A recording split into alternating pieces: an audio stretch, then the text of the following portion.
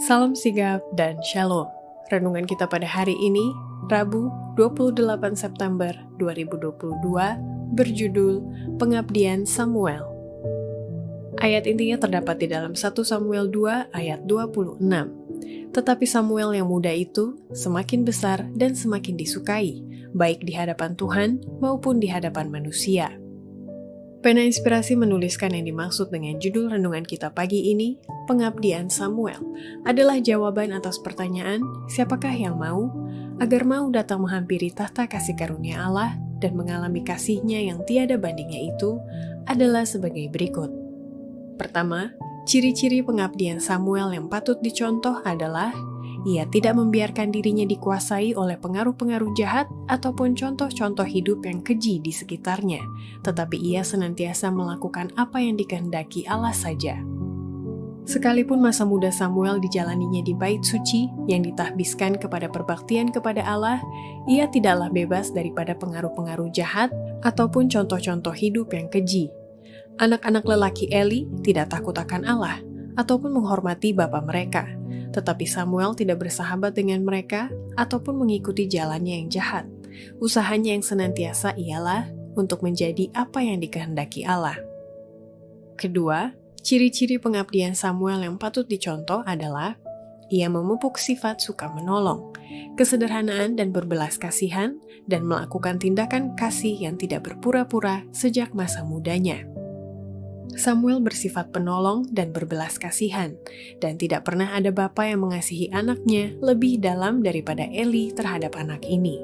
Suatu hal jarang bahwa di antara seorang pemimpin dari satu bangsa terjalin satu kasih yang begitu hangat dengan seorang anak muda yang sederhana.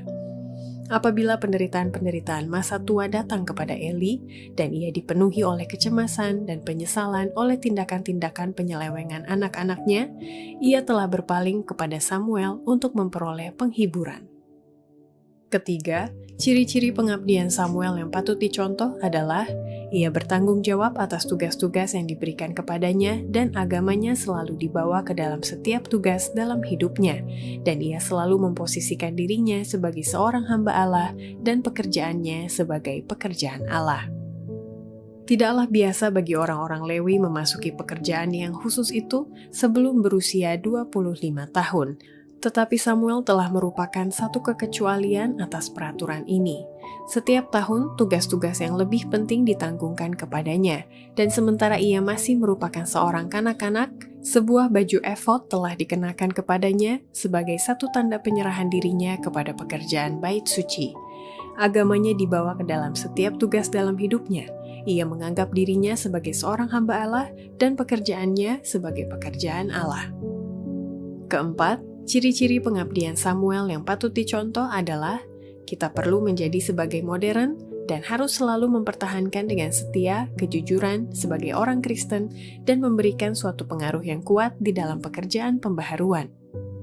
Orang-orang muda pada zaman kita bisa menjadi seindah di pemandangan Tuhan seperti halnya Samuel. Oleh mempertahankan dengan setia kejujuran sebagai orang Kristen, mereka akan memberikan suatu pengaruh yang kuat di dalam pekerjaan pembaharuan. Orang-orang yang seperti ini diperlukan sekarang ini. Tuhan mempunyai suatu pekerjaan bagi masing-masing mereka.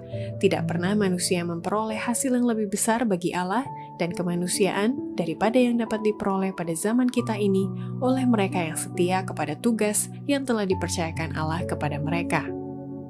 Demikianlah renungan kita pada hari ini, kiranya Tuhan memberkati kita semua.